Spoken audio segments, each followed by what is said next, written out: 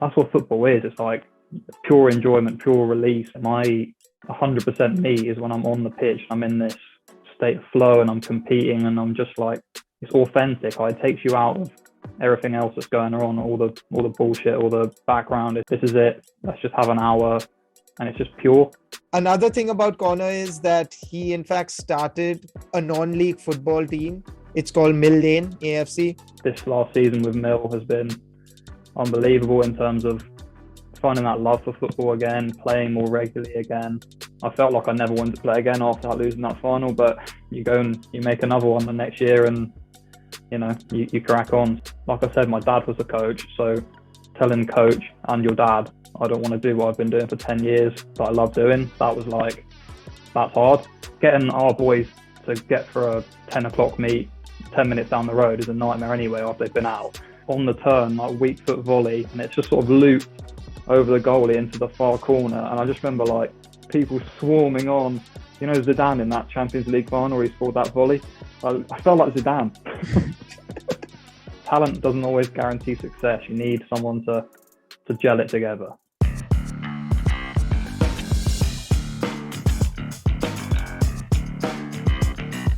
Hey everyone, welcome back to an all-new episode of All About Sports, the podcast, a weekly sports podcast for the fans, by the fans. Joining me today is Krishnan. Hey everyone. And I am your second host, Mazhar. And it gives me immense pleasure to introduce our special guest for this week. It's Conor Barrett, one of my really good friends first and classmates as well, from Loughborough University, London. Conor has a very different story in comparison to the average person, let's just say it like that. So Conor, in fact, has had the privilege to have played football for Loughborough University. And for all those who don't know, it's a big deal. Conor did his bachelor's, like me, in finance, worked in finance as well, then decided to do, much like me again, said that he's done with finance, he wants to get out of it, decided to pursue his master's in sport business and leadership at Loughborough, wants to work in sport. He's big on diversity and inclusion. In fact, he's also big on supporting disability. That's why he's our university's events officer for the Disability Support Network as well. So Conor, one thing I can tell you, and this is just a personal opinion and what I've learned about Conor, is that he's highly driven, focused, and his love for football and Chelsea Football Club specifically is unparalleled. Another thing about Conor is that he in fact started a non-league football team because of a lot of reasons which we'll get into during the podcast. It's called Lane AFC, and he scores some screamers. I've seen a few videos, and man, Conor can play football. And I've definitely got to say, I think Conor's the best person I have played with and against, potentially. Not saying firstly, playing football in India, your benchmark is pretty low, but still, coming here, he's definitely the best player I've played with. I thought you'd say me, Maz. This really, really hurts my feelings. Krishna, you can't beat me at basketball. First beat me in that, and then we'll talk about football. But but without further ado, I want to kick it off. Firstly, pleasure to have you, Conor. Thank you for making time. I know this is our dissertation period. We all have a lot of work to do. It's hard to get motivated to do it too. But let's get to it. So tell us about your love for football. Where did it start from, and your love for Chelsea as well? So first of all, unbelievable introduction. You can write my personal statements or my job applications from this point on.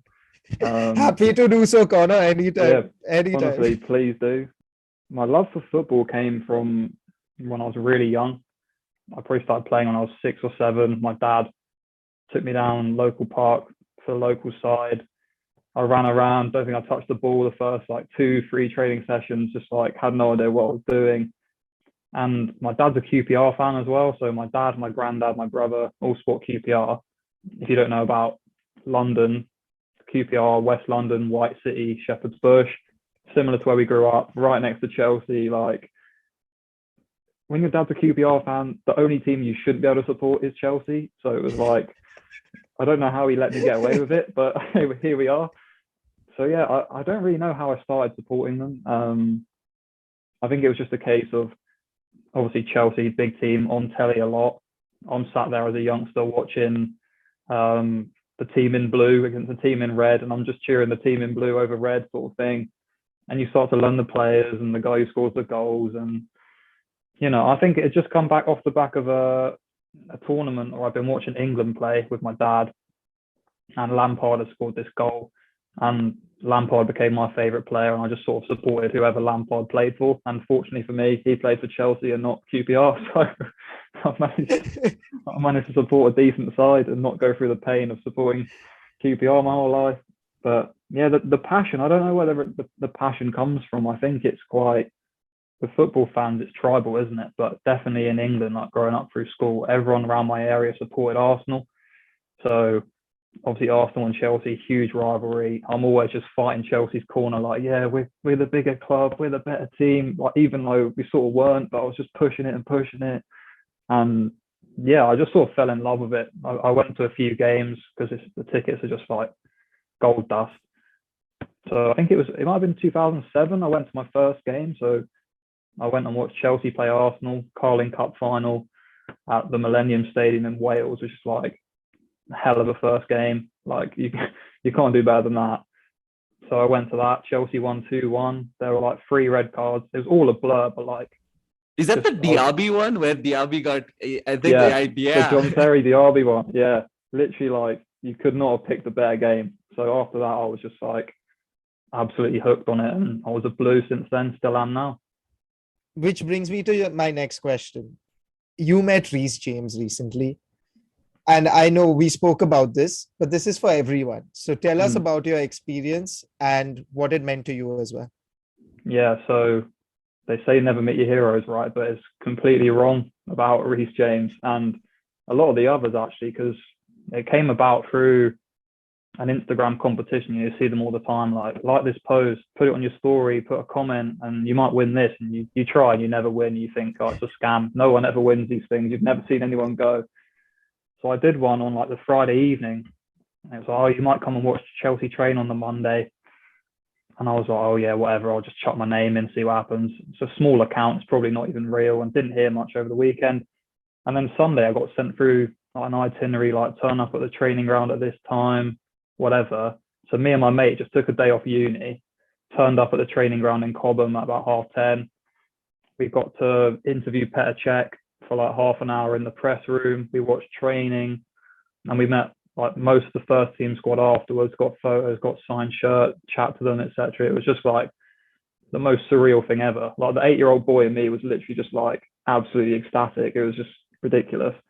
And yeah, so I've done a uni project on Reece James as well. We did the sustainability module, right? And we talked about like sport for change, sport for society, and all that. And Reece James has a foundation where he does loads of helping his community. He's always been someone who I think just carries himself really well.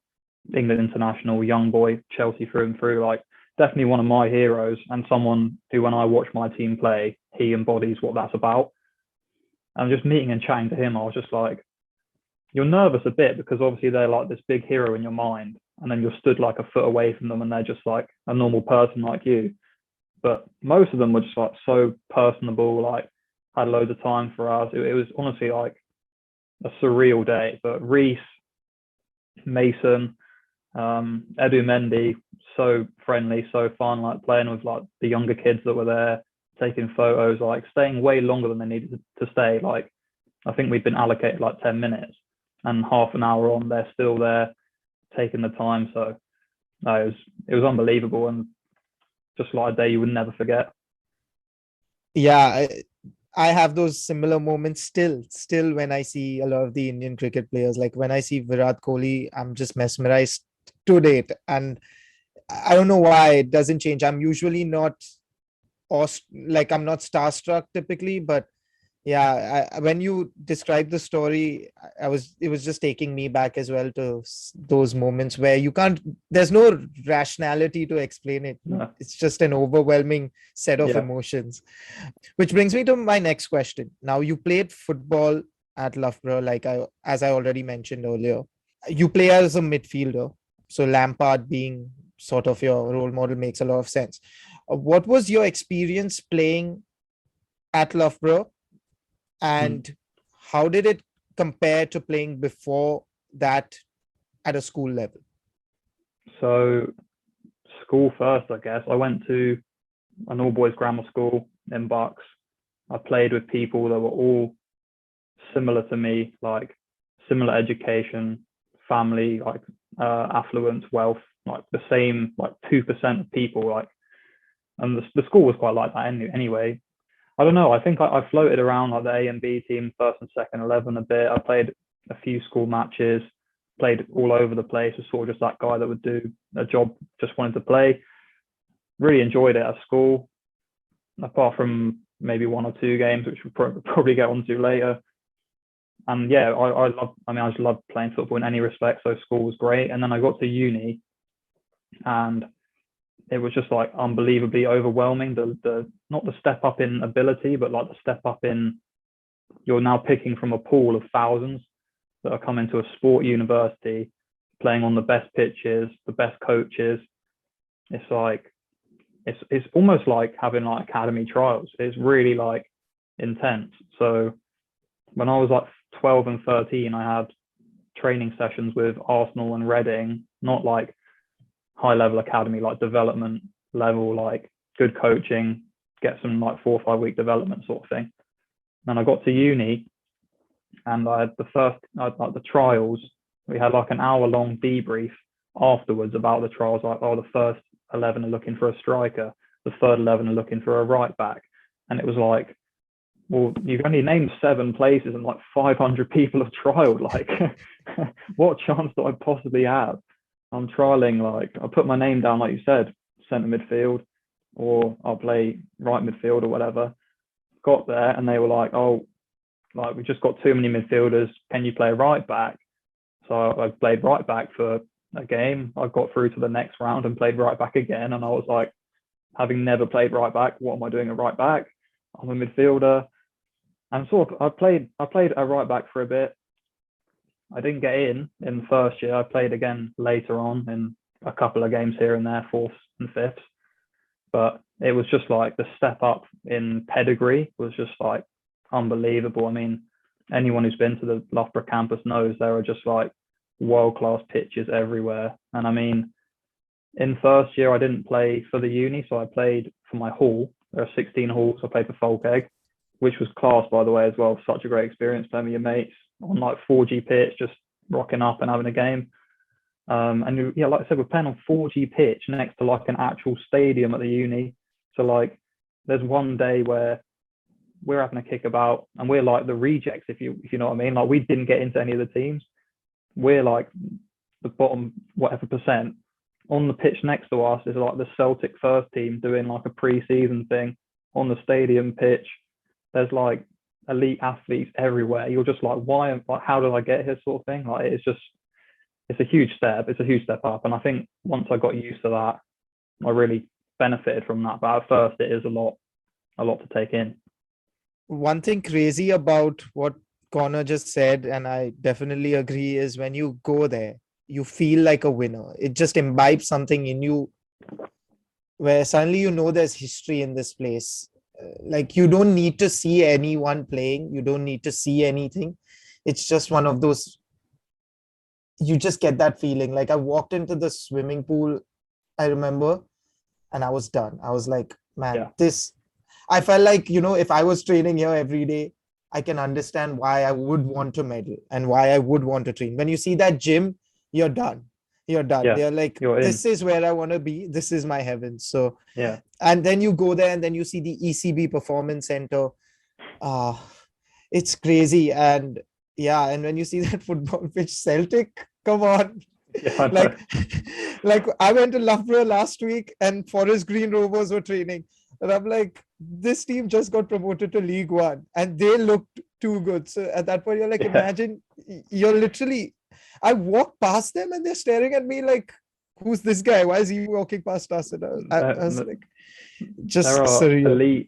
elite athletes everywhere. Like there's Adam Peaty, there's Anthony Joshua, there's Dylan White, like ex pros. Dennis Wise does coaching down there, and even like I remember one year it was like the Derby 23s. Obviously, it's near Derbyshire. Derby 23s used to play on the stadium pitch, and they played Arsenal. And Arsenal had a few injuries in the first team, so we all went down to watch.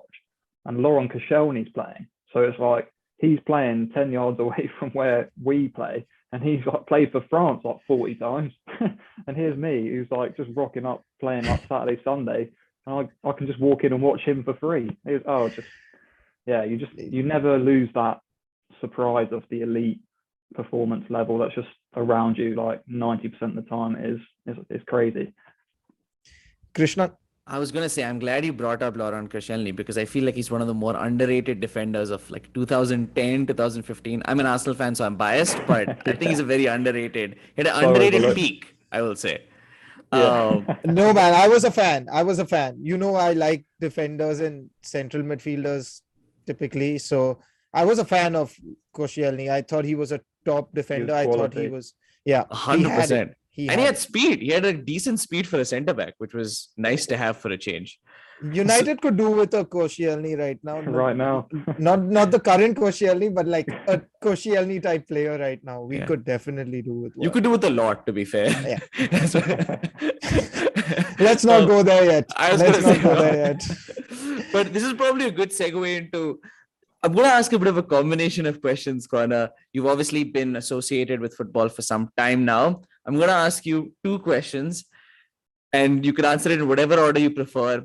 First, what's your least favorite memory in your football, like playing football so far? And then on the flip side of that, what's your favorite memory, the most positive one that you can remember? It's tough. That's tough. See, so Maz told me I was going to have this, the least and most enjoyable moment. The least, I couldn't pick one, so I've got a few. So not making the uni team at first, that was like a confidence knocker. Obviously made up for it later. The other two, there was one where I think when I was 13, we made it to the county cup final, our Sunday team. And my dad and another dad were like coaching it sort of together in the classic Sunday league way of the dad's the coach. And we were like, I think we were 2-1 up. And then the opposition scored. So we were playing at this big stadium, semi-pro stadium. But bear in mind, we're 13. The goals are full size, so no one can fill the goals. In the last minute, the opposition strikers scored in off the crossbar, and the keeper can't even get near touching the bar. And then in extra time, the same player scored again, where it goes in off the post in the corner, lost 3-2. Goals were huge. And you're just like, you felt so hard done by because like that was well over the bar 90% of the time in your season. But that's just how it went. I think losing that was really tough because like you had all the families were out in the stands. It's just such a big day, like your first like real like big game when you were young. So that was a low point in terms of performance. And then there was probably maybe 2 years after that, there was a period where I didn't play for like 6-7 months, where I just I think I just lost my love of it for a bit. I didn't really know what I was doing. I think I was overwhelmed by how much I was playing, the level I was playing at, and just couldn't even motivate myself to go and play on a Sunday. I took really some time off, which was hard because, like I said, my dad was a coach. So telling coach and your dad, I don't want to do what I've been doing for 10 years that I love doing, that was like, that's hard. So I think that was probably it. Those moments definitely stick out in terms of one where I walked away for a bit and one where I felt like I never wanted to play again after losing that final, but you go and you make another one the next year and, you know, you crack on. So that's definitely the lower points. The highlights, there's been a few. I think I'm lucky to say there's been a few. I mean, we'll talk about Mill Lane, but this last season with Mill has been unbelievable in terms of finding that love for football again, playing more regularly again, because university, you don't play as many games, whereas now you're back playing every Sunday, training every week, you're with your mates, having a few beers. like it's exactly what English Sunday League football is. So that was huge. And then so like Maz says about scoring goals, 2 goals that stick out. When we were at school, we had the house football final. So my house was like notoriously horrendous at football. We had 2 players who had ever made the squad, or maybe 3 that had ever made the first team squad or the second team.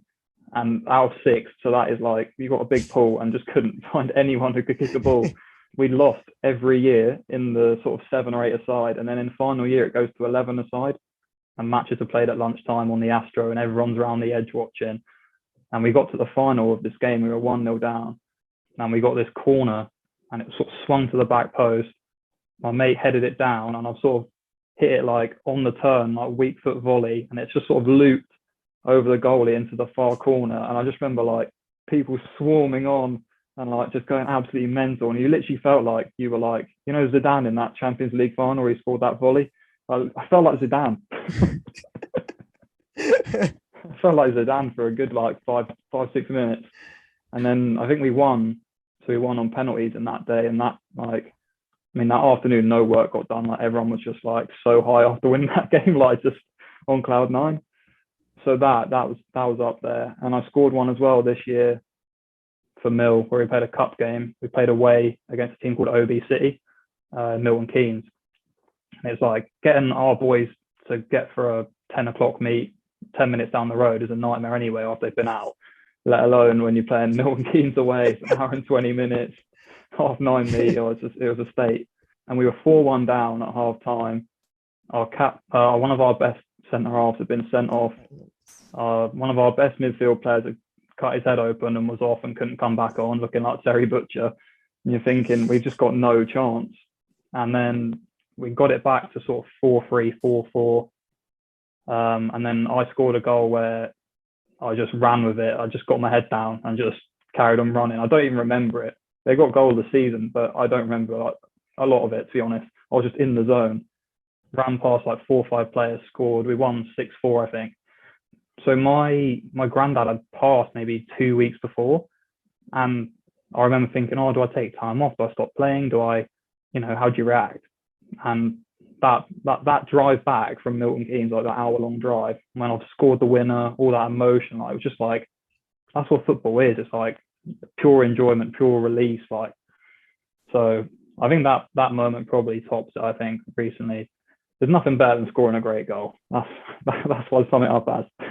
That is so awesome. And, probably a lot of people listening to this podcast, frankly, all of us, like, are obviously hugely passionate about sport. And all of us have in our rooms, in our bathroom, pretended like we've scored this goal, pretended like we've come back from 4-1. So to recreate it in any form or fashion is awesome. And I'm so jealous. And I'm visualizing, I'm going to pretend like this happened to me at some point later this week, I'm sure. But that's really awesome.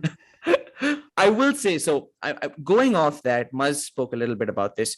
You've obviously done a lot, even outside of football, right? Like Muz said, you kind of worked in finance. Currently, you're, focusing on a program that looks at sport more broadly than just playing or organizing of sport. You obviously, created a team, so that involves some development beyond just playing the sport. You have to actually organize and coordinate. We are obviously biased people, but we obviously see a huge value in playing sports from a young age. From your perspective, what are some of the biggest things that you've picked up from sport and starting to learn from a pretty young age that have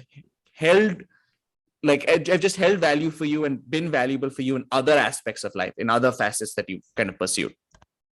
Yeah, that's a great question. I think I definitely agree with that. Sport's obviously huge in that respect. I think I've learned a lot through sport, particularly about how you talk and communicate with other people. I found that when I had my year in finance, so I did a placement year in like accountancy and audit and stuff, that managers often didn't know how to talk to you properly, or they would talk to everyone the same, and that's just not always effective. And so I got to captain one of my teams for a year on Saturdays, because the coach changed and a few players left. So I got 1 year as captain. And I really learned how to talk to people differently. So some people, you didn't need to tell them it was a big game because they'd been thinking about it for days and they were worried. So you just you downplay it with them, and other people would rock up late and you need to really get them going. And I think you learn a lot about people through team sport as well. I think that's why I love all the sports I've always played have been team, cricket, basketball, football. I've never really been into anything where it's just me on my own or competing for me. I love that team effort. So I'd say, I've learned so much about other people, and I think I've learned a lot about me in terms of, I know that I'm how do I put it? My 100% me is when I'm on the pitch, I'm in this state of flow and I'm competing and I'm just like, it's authentic. It takes you out of everything else that's going on, all the bullshit, all the background. It's just like, this is it. Let's just have an hour, and it's just pure. And mentally as well, it absolutely lifts me, I think, because obviously during COVID, that horrible 2 years or so, or still going on for some, I couldn't play any team sport. You could go for a run or a walk once a day or whatever, and it just wasn't scratching the itch. I just couldn't. My 5K times were getting better, but I just didn't care. You could go for walks with one other person. I was just sort of like, this is not it. And then that first training session back at football, where no one's allowed to go near each other, but we can at least do like passing drills, or no one's allowed to wear bibs. Even that was just like pure enjoyment. So I think I've learned that it's huge for people's not only physical health, but exercise and sport in general. Mental health wise can be absolutely massive. I think there's so many parts of that I want to cover. Exact same situation. I mean, I was obviously in a much luckier situation than millions, but I have the exact same experience where not being able to play or go out, or there was no sports on TV for a period of time, all the sports shut down. That combined effect was just, it was just frustrating. And being able to go out, and I remember once the Champions League kicked back on and being able to finally go play football outside was such a mood uplifter in many ways. No, I was just going to say, essentially, it was COVID that was the reason why we started the podcast as well. So the only reason the three of us are sitting here and talking today is because of COVID in a lot of ways, because of our mental health. And Conor knows this story. I've said it in class as well. I didn't know what to do with my life during COVID, right? So, and Krishnan and I would sit and be having discussions around this, we would talk about sport anyway. We both would be on the call discussing the NBA, because that's the one league that we discuss a lot about. So we discussed the NBA throughout for 3 hours. And then one day we were like, we should record this. And that's literally how our podcast started. Oh, you're totally right. We needed to supplement the lack of sports like everywhere else with something, at least if we talk about it. And I also love the thing you said about learning to work with other people. I think when Ime Udoka got hired as the Boston Celtics coach, Greg Popovich said this thing about him, which is pretty much every coach has their X's and O's.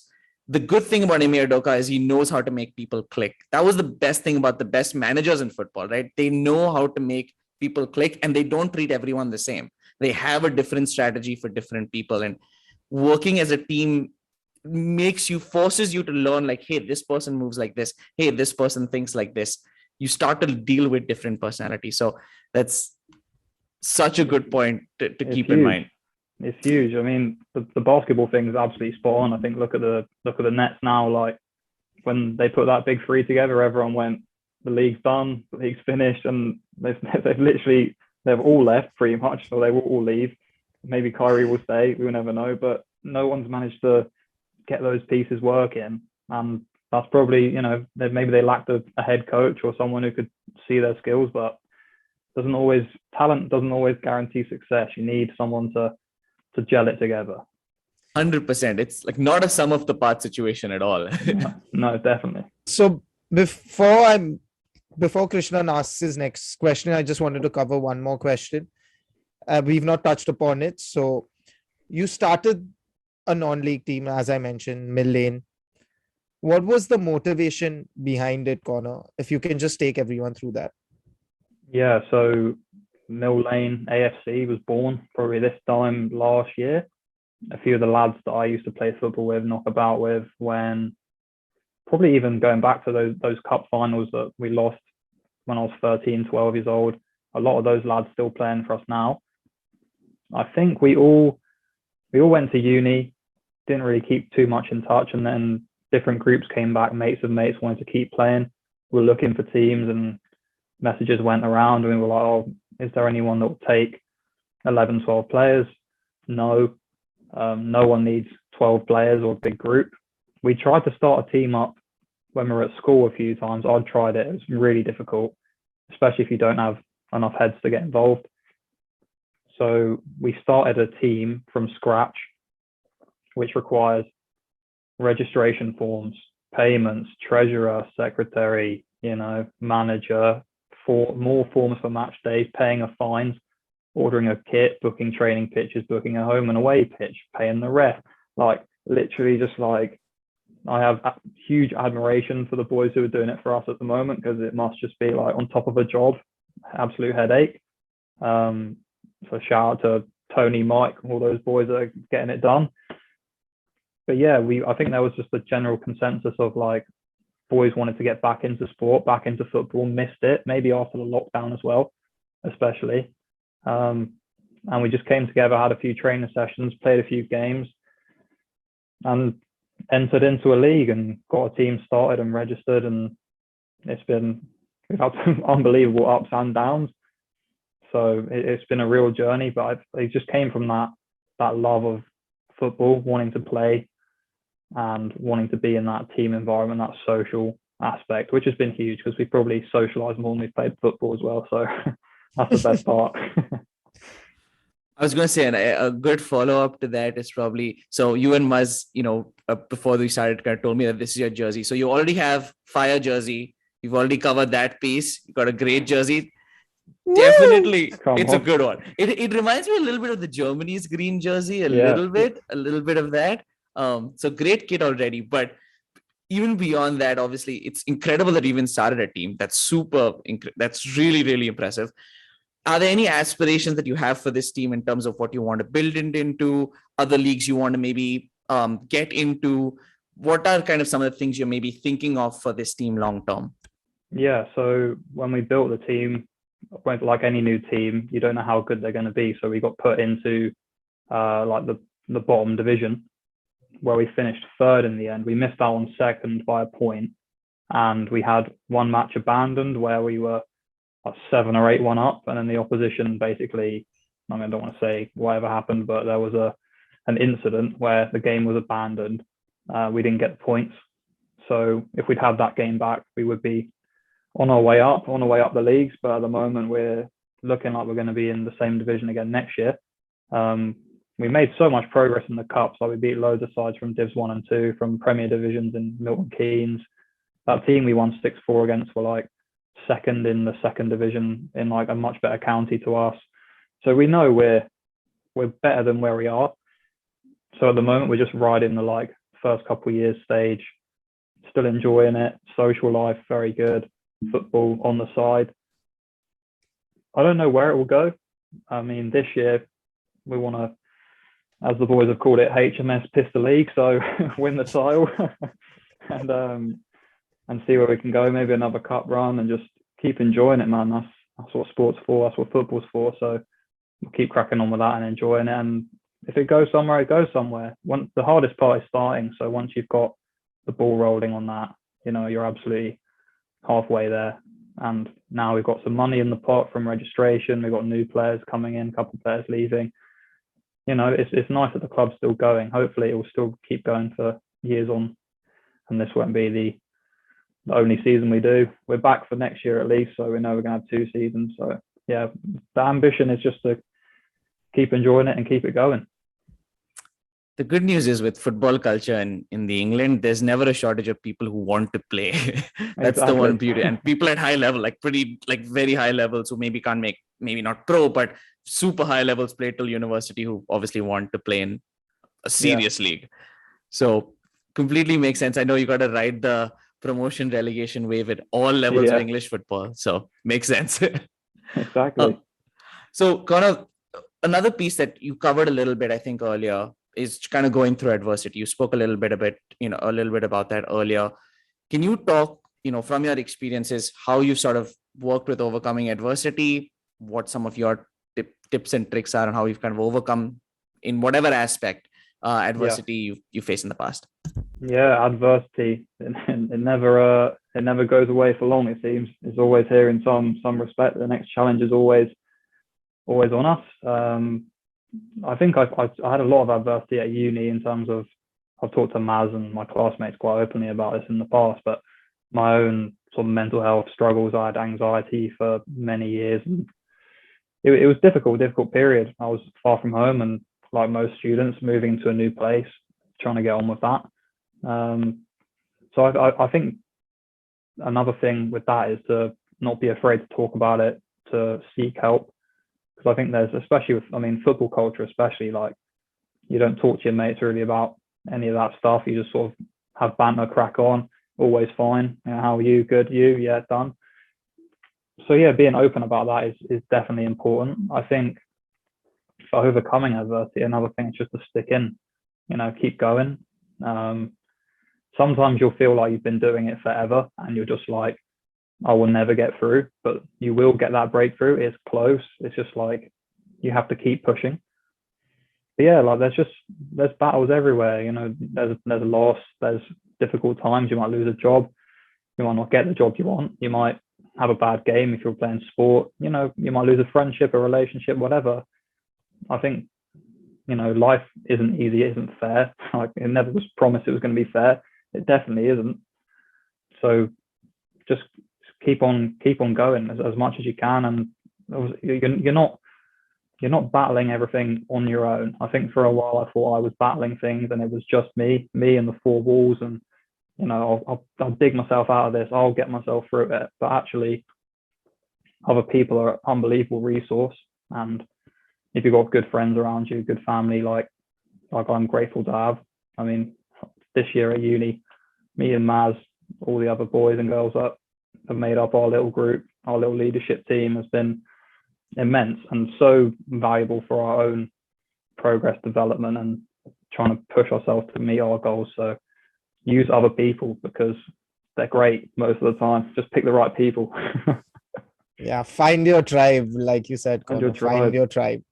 Yeah, moving on to the final couple of questions that we have, Conor.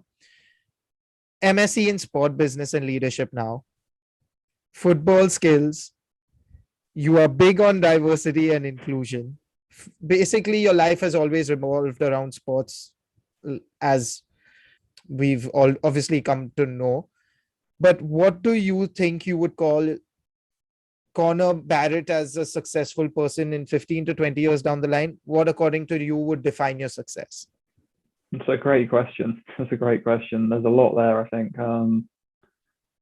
It's difficult, really. 15, 20 years is a long time. I think short term, I'm more focused on getting some sort of role in professional football, whether that's analysis, diversity, inclusion, welfare, health of academies is something I'm like. Academy athletes, young athletes is huge.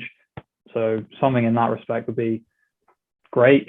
Obviously, it's not going to come straight away. I imagine I'll bounce around a few jobs like everyone else does and then find my way. But in 15 to 20 years, I want to have worked or be working in professional football. I want to be impacting elite sport.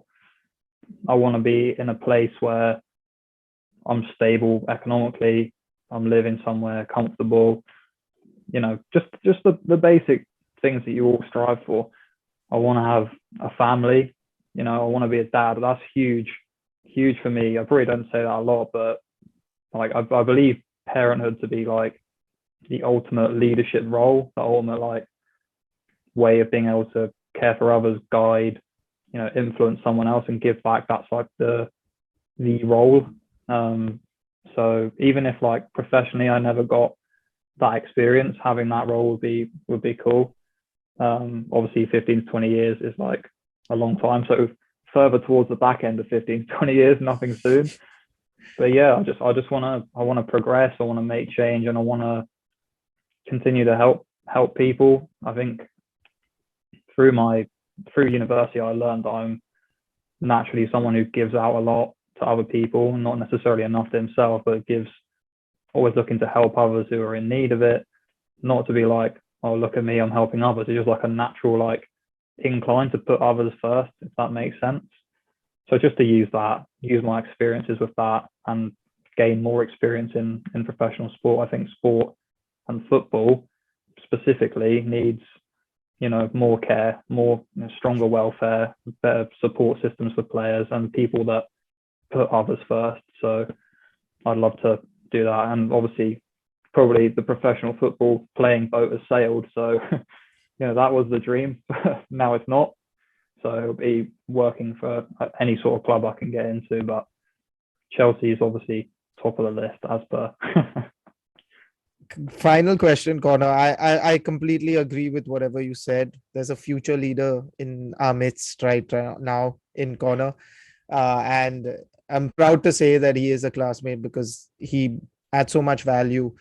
But finally, Connor, you clearly aren't a person who works or does anything for recognition. You never have been that person. You've got this selfless attitude that you follow as well. So Connor, how do you want to be remembered? What's the legacy you want to leave behind? Let's just put it like that. The biggest question of all to finish. How would you want to be remembered?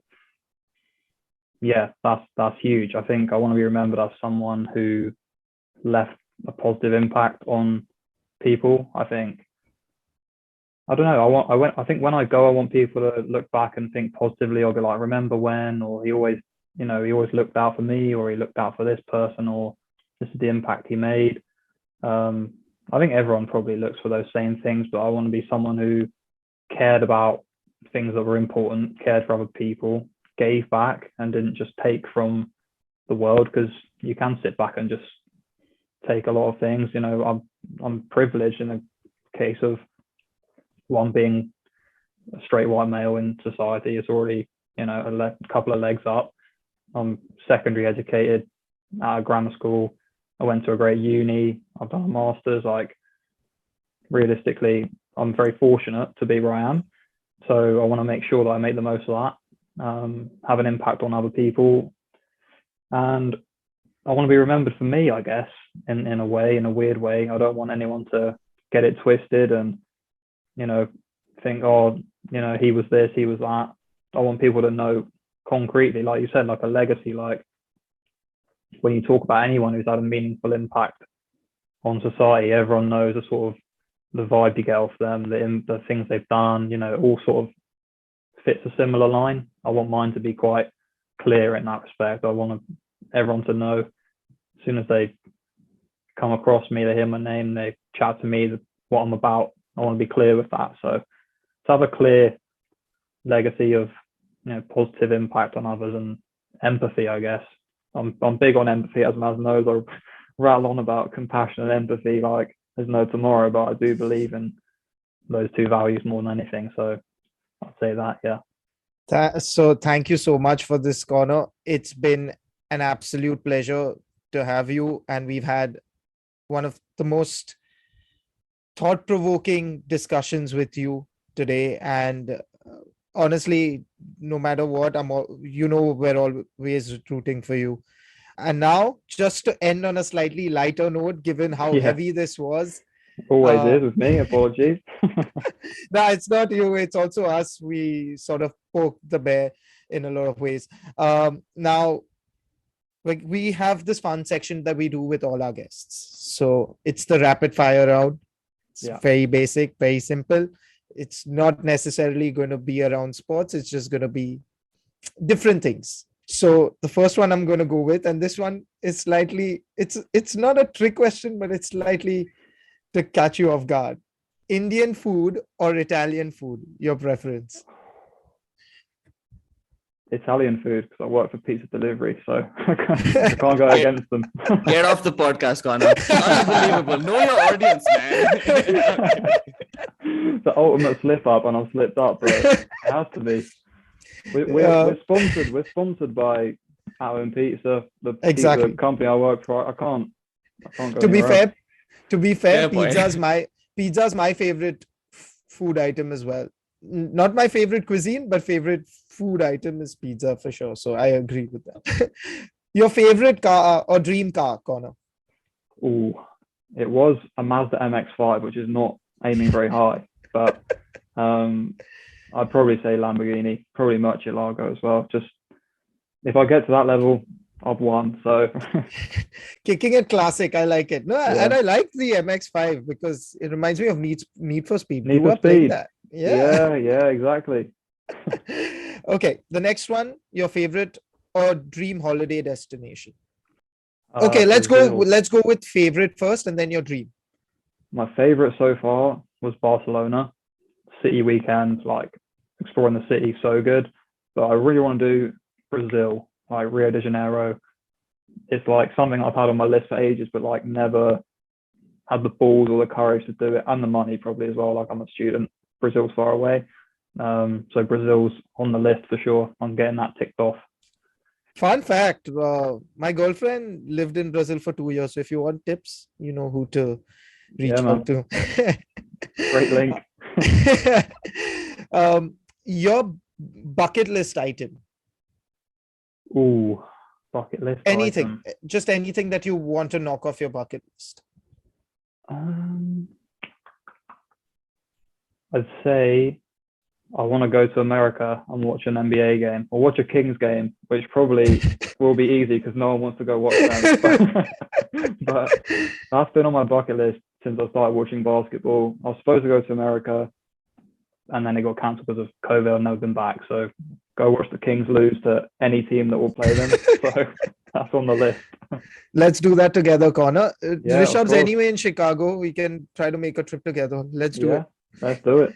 The next one, and this is my last one for you. Your favorite superhero. Oh, that is tough, man. That is tough. See, I literally spent the summer watching like Avengers and all that all the way through. I think probably Iron Man is up there, but also Spider-Man as well. The new Spider-Man was so good. So Spider-Man's up there. Recency bias, but he's up there. Fair enough. Perfect. Okay. I don't know if Halloween's as big in the UK or not, but favorite Halloween / fancy dress outfit you've ever gotten into? Oh, this is bad because I've done so many bad ones. I actually, Halloween is just like awful for me because every time I get roped into doing like a big group thing, it's awful. I went as the worst one I've done. We went as the Teletubbies once when we were like 17 or 18. Like not even remotely scary, but it was terrifying for everyone else. So that was definitely the best, but also the worst. I hated Teletubbies. I was creeped out by the Teletubbies. Yeah. Clowns, Teletubbies. Don't show me clowns right now as well. I'm running. I know, yeah. I mean, we have to ask the all-important question. Which Teletubby were you? What color Teletubby?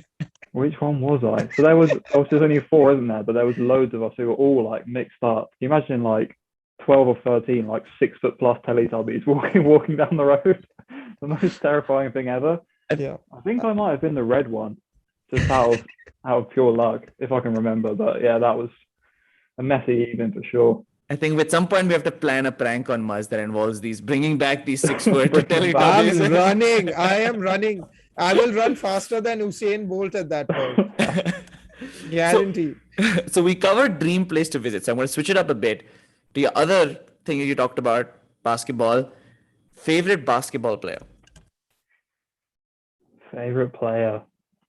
Steph Curry. Steph Curry is the man for me. I think just like when I started watching it 5-6 years ago, Steph was winning championships, going off, shooting unbelievable amount of threes, and I couldn't play, so I was just in the school playground shooting from 30 feet, hoping one will miraculously go in, thinking I'm Steph. So Steph definitely, man. Steph's the man. Got it. Fair enough. I'm glad you didn't name a Kings player. I would have been shocked if that had happened. There's no one good enough to be a favorite player on the Kings. Okay. Most overrated actor? Oh, that is tough. Oh, no, it's not. The Rock. Because The Rock just plays himself every time. Great answer. He literally just gets cast as the big macho man and he pretty much just plays himself every time. So has to be him off the top of my head. That's a good pick. I would not have thought that down. That's a really good pick. Okay. Something or someone that makes you cringe? Ooh, that's tough. Something or someone that makes me cringe. I'd say something that makes me cringe is when someone goes like over the top to really like get involved in a conversation, like kill a joke, like really like break in, and it just goes like down like a lead balloon and no one laughs, and then you're sort of just like, oh, that was horrendous to be involved with. Even just seeing that, it's just like, oh, bad. Or even like more recently, so Maz will know at uni we do loads of presentations. When it's going badly and you're presenting and you like stumble your words, or even worse, when someone else stumbles their words and you're like willing them on, but like they just get worse and worse and worse, and you're just, oh, it's just, you have to look away, man. It's horrible. Totally agreed. I was going to say that the first part is probably 60 to 70% of my life, but I totally agree. We've all been there all the time. Unavoidable. Yeah. That was just I felt like we had more, and we could have also tested Conor more, but anyway, for the purpose of the fact that we can't have an episode longer than an hour, we will have to cut it short here, Conor. Sure, right. But thank you so much once again. It's been an absolute pleasure, Conor. It's a pleasure to know you. It's a pleasure to have you on the podcast, and I'm sure just you sharing your story so authentically is something that people will appreciate. Thank you for your time once again. And to all those watching, listening, like, share, subscribe, comment, you know the drill. Reach out to Conor if you want to learn some epic football skills or if you want to join their team potentially. If they have slots, you can always check it out as well. We're always welcome. You can hit me up and I can connect you with Conor. Again, thanks so much for your time, and we'll see you all next week. Take care. If you like this episode, make sure to leave a like and share it with anyone else who might be interested. You can also subscribe on any social media platform that you prefer, and all our links are in the bio. We also have a website with all our episodes as well as blogs and a whole lot of other sports content, so make sure to check that out as well.